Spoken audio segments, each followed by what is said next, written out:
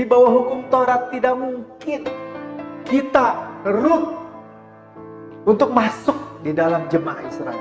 Tidak mungkin, mustahil. Tetapi Tuhan membuka celah. Bagaimana Rut sebagai janda daripada orang Israel, yaitu Mahlon, dan dia masuk, dia ngotot di bawah kasih karunia Tuhan. Bagaimana Rut di dalam Alkitab tersembunyi ketika nama Rut disebut 5 kali dalam kitab Rut. Dia menemukan favor, dia menemukan kasih karunia. Bagaimana Tuhan membuka kemudian jalan bagi Rut.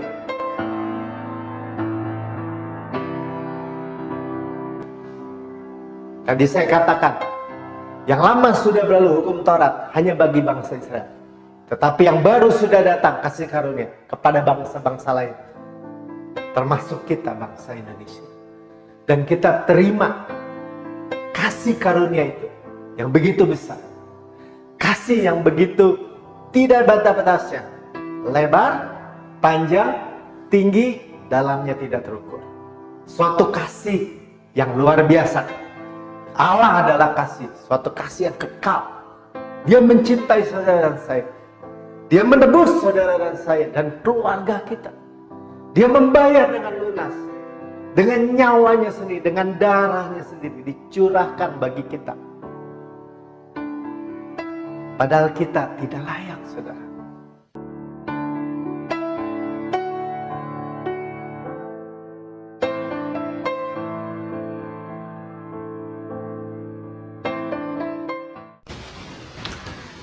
Ya, shalom, saudara yang dikasihi oleh Tuhan Yesus.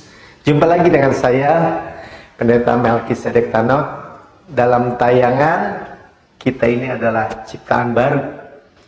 Yang lama, hukum Taurat sudah berlalu, dan yang baru, kasih karunia sudah datang.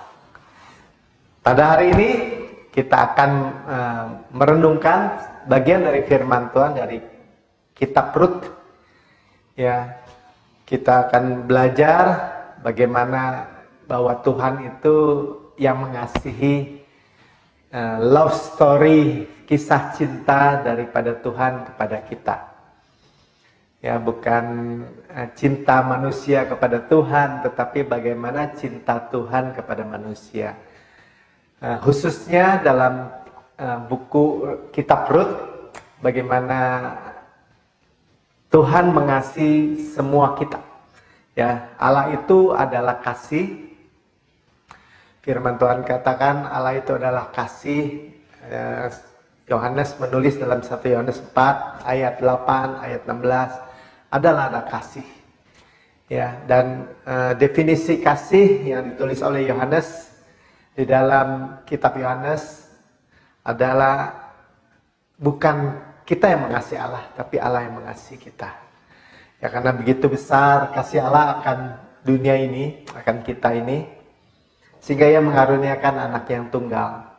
Supaya barang siapa yang percaya, hanya percaya kepada Dia, tidak binasa, melainkan beroleh hidup yang kekal.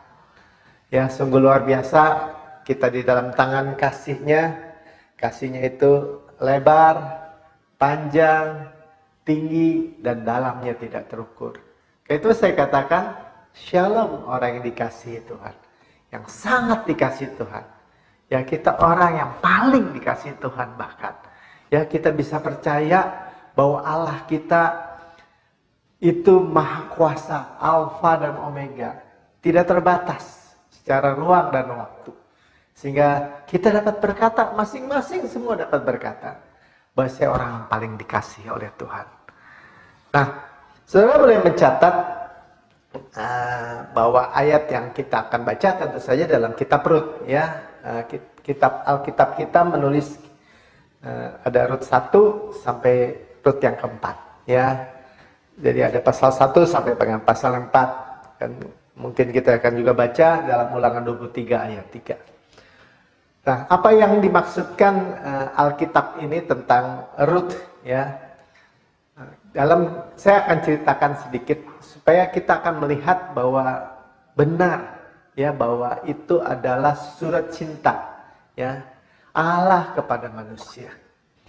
Ya, dimulai dengan dari waktu zaman hakim-hakim ya, ada seorang yang namanya Elimelech itu karena keadaan kekeringan, keadaan tidak ada makanan ya, dia dari Bethlehem, Yehuda ya. Sebenarnya Bethlehem itu rumah roti, dia dari rumah roti, dia pindah dengan istrinya Naomi, dengan anak-anaknya Mahlon dan Kilion. Ya, pindah dari Bethlehem, rumah roti di Yehuda ke Moab, saudara. Ya, mereka pindah karena kelaparan, karena tidak ada makanan di sana, di Israel, menurut mereka. Nah, dalam zaman hakim-hakim ini, kenapa terjadi di Israel kelaparan? Seringkali, ya kalau kita periksa di dalam Alkitab kita, siklusnya tetap sama.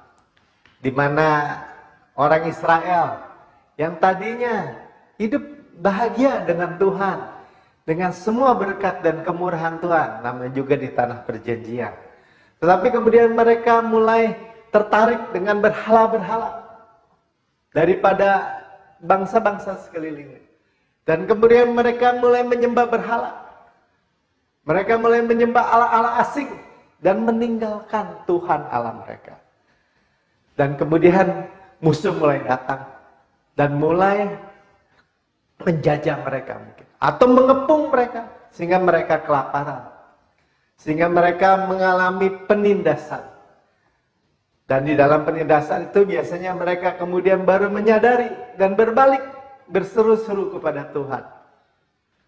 Dan Tuhan selalu menjawab, Tuhan selalu menolong, Dia mengirimkan hakim, Dia memberikan hakim-hakim untuk memimpin mereka, untuk mengalahkan musuh mereka. Dan mereka mengalami lagi pembebasan, dan kemudian mulai hidup diberkati lagi. Tapi gak lama kemudian mereka jatuh lagi, menyembah berhala lagi, dan seperti itulah seringkali kehidupan mereka. Ya, dan pada zaman Elimelech ini, ya, bagaimana Yehuda, bagaimana Israel itu mengalami kekeringan, dia harus pergi, ya, meninggalkan rumah roti, meninggalkan Tuhan, bahkan ke Moab. Moab adalah anak daripada Lot, ya. Jadi hasil incest, dan itu bangsa Moab. Dan untuk orang Moab, Tuhan itu benar-benar memberi hukuman, ya, kutuk, bahwa tidak mungkin ada orang Moab yang boleh masuk menjadi jemaah Israel. Bahkan 10 keturunan. Mungkin nanti kita lihat ayat-ayatnya. Nah, demikianlah itulah kisah awal daripada Rut. Siapa Rut? Nah, kemudian gak lama ketika di Moab, Elimelech sang suami mati, meninggal. Tinggal Naomi, istrinya, dan kedua anaknya, Mahlon dan Kilion. Dan Mahlon dan Kilion mulai mengambil istri dari orang Moab. Rut, ya, istri Mahlon, istri Kilion, sebentar ya, istri Kilion adalah Orpa. Nah, Orpa, ya. Nah, kemudian gak lama kemudian, karena namanya, nah inilah kita juga belajar bagaimana memberi nama kepada anak-anak kita. Mahlon artinya sakit, sick, sakit. Kilion artinya sekarat, pening, sekarat. Dan mereka akhirnya mati juga. Sehingga tinggal janda Naomi dan kedua mantunya, janda Orpa dan janda Rut. Nah, kemudian dari kisah inilah dimulai, ya. Kemudian mereka 10 tahun ada di Moab, di daerah asing, di negara asing. Bagaimana mereka hidup akhirnya terasa pahit. Nah, kemudian Naomi mendengar bahwa di Bethlehem, di Yehuda, di tanah airnya, Tuhan mulai memperhatikan orang Israel. Ya, mereka kembali bertobat mungkin. Dan hujan mulai turun dan hasil kehidupan mulai terjadi. Hasil panen maksudnya. Nah, kemudian bagaimana Naomi pulang? Ya, dan dia pulang merasa seperti dengan tangan penuh dia datang ke Moab. Ya, masih ada uang tentu saja ya. Mereka bisa keluar negeri, mereka bisa memiliki kehidupan yang baru di Moab. Tetapi ternyata suami dan anak-anaknya semuanya mati. Dan dia kembali kepada Bethlehem, Yehuda, kembali ke rumah roti dengan tangan hampa, dia bilang. Sehingga dia berkata kepada anak mantunya untuk kembali pulang. Ya, kembali pulang ke rumahnya masing-masing. Dan dia mengatakan bahwa dia tidak punya apa-apa lagi. Jadi nggak punya masa depan lah kalian kalau ikut saya. Ya, tetapi Ruth, salah seorang menantunya, bersikeras untuk ikut, ya, bersikeras untuk kling, ya, berpaut kepada Naomi. Orpa segera pergi meninggalkan, tetapi Ruth berpaut kepada Naomi. Ya. Naomi tentu menceritakan dalam kehidupannya, bahkan ada 10 tahun kan, mungkin setelah meninggal suami dan anak-anaknya masih ada beberapa tahun. Ya, cukup lama tahun untuk menceritakan bagaimana Allahnya yang dia sembah, yaitu Allah Israel, Yahweh, yang memberikan kehidupan kepada orang Israel. Nah, kemudian Ruth hatinya berpaut kepada Naomi. Hatinya terikat.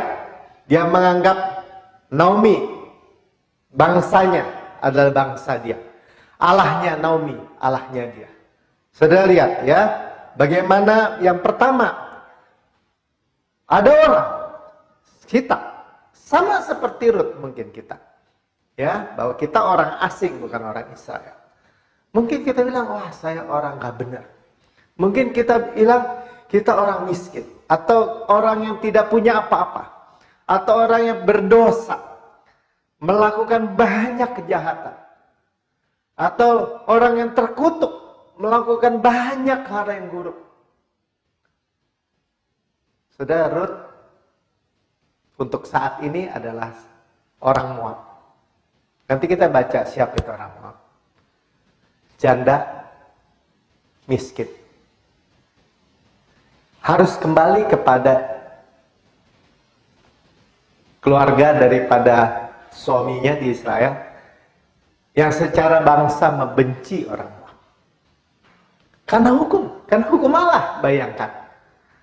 Ya, nanti kita akan lihat. Yang pertama, Ruth bersikeras untuk ikut Allah Israel. Ya, kalau kita ingat beberapa orang juga di dalam Alkitab yang bersikeras untuk berpihak pada Allah Israel. Misalnya Rahab si pelacur. Ya, sama juga orang Yeriko yang mau ikut Allah Israel.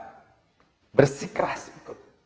Saudara dan saya, orang Indonesia yang mengikatkan hatinya kepada Allah Israel, Yahweh, Yesus, Tuhan dan Juru Selamat. Dan minta perlindungan Tuhan Allah Israel. Tadi saya katakan, yang lama sudah berlalu hukum Taurat hanya bagi bangsa Israel. Tetapi yang baru sudah datang kasih karunia kepada bangsa-bangsa lain. Termasuk kita bangsa Indonesia.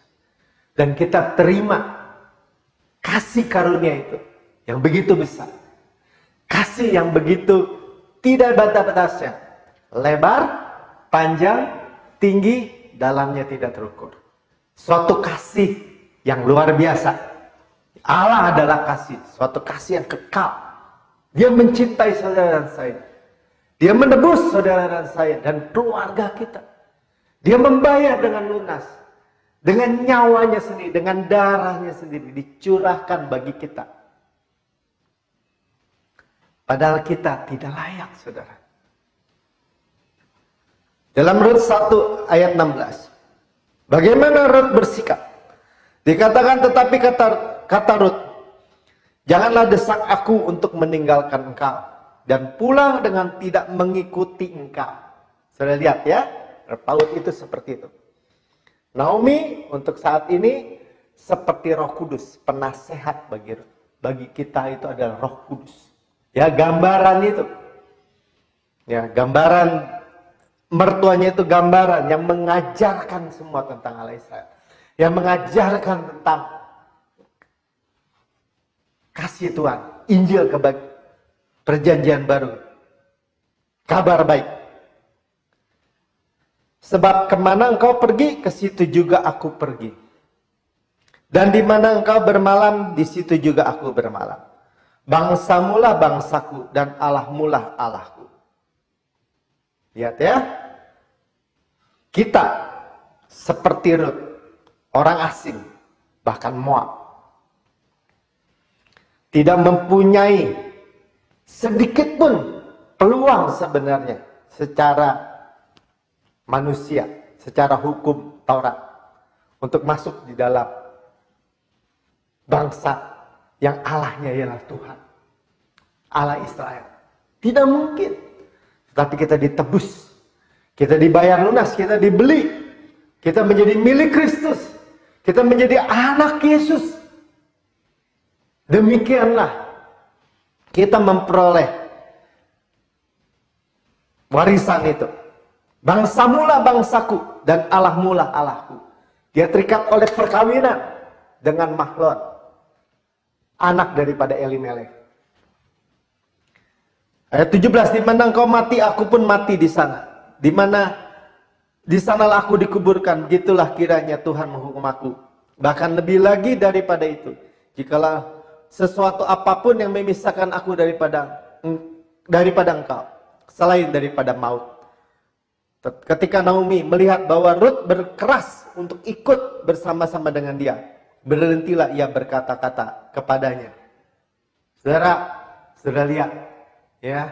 Naomi juga tahu bahwa ada hukum yang melarang orang Moab itu, bahkan 10 keturunan untuk masuk ke dalam jemaah Israel. Dia juga memberitahu bahwa dia tidak mungkin punya anak lagi karena dia tidak bersuami.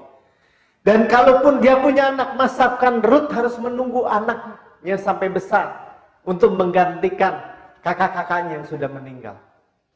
Itulah budaya orang Israel. Dan tidak bisa, tidak mungkin bisa hal itu terjadi. Ya, saya akan bacakan bagaimana sebagai orang Moab, ya, Rut tidak mungkin masuk di dalam kumpulan orang Israel. Dalam Ulangan 23 ayat 3, seorang Amon atau seorang Moab. Amon dan Moab adalah anak Lot. Ya, hasil dari perkawinan Lot dengan anaknya, jadi anak inses. Dan ketika orang Israel masuk melewati bangsa Moab ini, mereka tidak izinkan orang Israel, sehingga mereka terkutuk di mata Allah melalui bangsa Israel. Janganlah masuk jemaah Tuhan, tidak boleh. Bahkan keturunan yang ke-10 pun tidak boleh masuk jemaah Tuhan sampai selama-lamanya. Di bawah hukum Taurat tidak mungkin kita Rut untuk masuk di dalam jemaah Israel. Tidak mungkin, mustahil. Tetapi Tuhan membuka celah. Bagaimana Rut sebagai janda daripada orang Israel, yaitu Mahlon, dan dia masuk, dia ngotot di bawah kasih karunia Tuhan. Bagaimana Rut di dalam Alkitab tersembunyi ketika nama Rut disebut 5 kali dalam kitab Rut. Dia menemukan favor. Dia menemukan kasih karunia. Bagaimana Tuhan membuka kemudian jalan bagi Rut. Dalam Rut 1 ayat 22 bagian B. Dan sampailah mereka ke Bethlehem pada permulaan musim menuai jelai. Sudah lihat, Tuhan mulai membuka kesempatan dan waktu. Tuhan itu kita sudah dengar bahwa dia itu melampaui waktu dan ruang. Dia itu di atas waktu dan ruang yang diciptakan. Dan sekarang dia membawa Rut dan Naomi masuk pas musim menuai. Ketika mereka tiba di Bethlehem. Dan Rut memberikan dirinya ditangkap oleh kasih karunia. Ya, dan saya bacakan bagaimana nama Rut disebut 5 kali. Dan kemudian dia menemukan grace. Menemukan kasih karunia. Dan Rut 2 ayat 2. Maka Rut, perempuan Moab itu berkata kepada Naomi, biarlah aku pergi ke ladang memungut bulir-bulir jelai di belakang orang-orang yang murah hati kepadaku.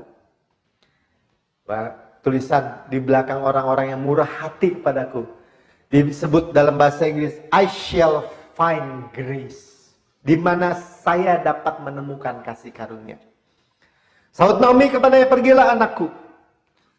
Sudah lihat, Tuhan menempatkan orang yang hanya karena iman.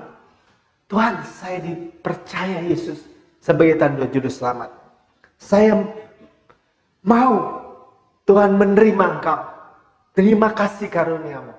Karena begitu besar kasihmu kepada saya. Begitu besar kasih Allah kepada dunia ini. Sehingga dia mengaruniakan anaknya yang tunggal. Supaya barang siapa yang percaya kepadanya. Saya, saudara, semua orang dikasih oleh Tuhan. Dicintai oleh Tuhan. Dan kita tinggal percaya. Mengikatkan diri kita. Ngotot. Terikat kepada Tuhan. Dipeluk oleh Tuhan. Diterima oleh Tuhan. Memperoleh hidup yang kekal. Memperoleh hidup yang kekal. Saudara bayangkan, Rut orang asing yang tidak mungkin masuk dalam jemaah Israel. Dan ketika ia datang, dia masuk. Dia bahkan, kalau kita baca di dalam Matius 5. Matius pasal 1. Ayat yang kelima. Ya, saya baca itu tentang silsilah Tuhan Yesus. Silsilah nenek moyang Tuhan Yesus. Daripada keturunan dari Abrahamnya. Sebagai raja-raja daripada orang Israel. Sebagai raja orang Israel. Di situ ada 5 nama perempuan. Dan ada Tamar, ada Rahab, ada Rut. Ya, ada Betseba dan Maria, hanya 5. Semuanya orang-orang yang bermasalah, saudara. Termasuk Rut. Ya, saya bacakan Matius 1 ayat 5. Salma memperanakan Boas dari Rahab. Boas memperanakan Obed dari Rut. Obed memperanakan Isai. Isai memperanakan Raja Daud. Daud memperanakan Salomo istri Uria. Jadi ada Tamar, Rahab, Rut, Betseba, Maria. Ya, 5 perempuan yang tercatat dalam silsilah Tuhan Yesus. Hanya 5 nama. 3 orang asing. 2, Rahab, Rut. Tidak mungkin masuk. Tapi Tuhan bawa. Nah, bagaimana kemudian kita melihat bahwa Tuhan membuat kebetulan demi kebetulan demi kebetulan. Ya, di dalam Rut 2 ayat yang ketiga. Pergilah ia lalu sampai di ladang memungut jelai di belakang penyabit-nyabit. Kebetulan. Ya, bahasa Inggrisnya hap. Mikrah bahasa Ibraninya. Kebetulan, keberuntungan. Kita mulai berjalan dari keberuntungan kepada keberuntungan. Kasih Allah itu menuntun kita kepada langkah keberuntungan. keberhasilan kepada keberhasilan. Mungkin belum kelihatan begitu besar, tetapi dipelihara oleh Tuhan dengan ajaib. Ya, kebetulan dia berada di tanah milik Boas yang berasal dari kaum Elimelek. Ya, sudah lihat kebetulan. Nanti kita akan lihat di dalam bagian yang kedua. Saya akan melanjutkan kisah ini. Bagaimana Rut menghadapi bukan hanya kebutuhan demi kebetulan yang biasa, tetapi kemudian dia berjumpa di ladang orang yang akan menebus dia. Boas menggambarkan Yesus, penebus kaumnya, kinsman redeemer, penebus kaumnya. Ya, orang yang wajib menebus. Walaupun dia orang yang kedua, tetapi dia, nanti kita akan dengar ceritanya. Saudara, jangan lepaskan telinga saudara kepada kisah ini. Kita akan melanjutkan, meneruskannya dalam bagian yang kedua. Bagaimana seorang yang tidak ada kemungkinannya masuk dalam jemaah Israel, tapi kasih Allah begitu besar. Dia bisa membuat situasi, peristiwa untuk menjangkau kita dan kita diselamatkan. Bapak, terima kasih kami mendengar kasih-Mu yang begitu luar biasa, yang begitu ajaib, yang menjangkau kami, yang sebenarnya tidak layak, tidak mungkin masuk ke dalam jemaah Israel dengan Allah Yehova. Tetapi kami di dalam Yesus, Tuhan yang menjangkau kami, Tuhan Yesus yang turun dari surga, mengambil kami dari bumi untuk mengangkat kami ke surga, untuk mengangkat kami ke tempat yang maha tinggi, untuk mendudukkan kami bersama-sama dengan Yesus, sehingga kami memperoleh semua Tuhan, warisan Tuhan. Kami sering mendengar Tuhan bahwa itulah cinta-Mu. Bagaimana kami akan melanjutkan ya Tuhan, mendengar cintanya, penebus kepada Rut, orang asing, janda Moab yang miskin, dan kemudian mengangkatnya bahkan menjadi nenek moyang Yesus. Bersama-sama dicatat di dalam Alkitab dengan bapak-bapak, nenek moyang, silsilah daripada Tuhan Yesus. Terima kasih Bapak. Biarlah semua kami yang mendengar, kami sadar bahwa kami dikasih. Dan waktu kami sadar bahwa kami dikasih oleh Tuhan, dengan luar biasa hidup kami diberkati. Di dalam nama Tuhan Yesus. Amin.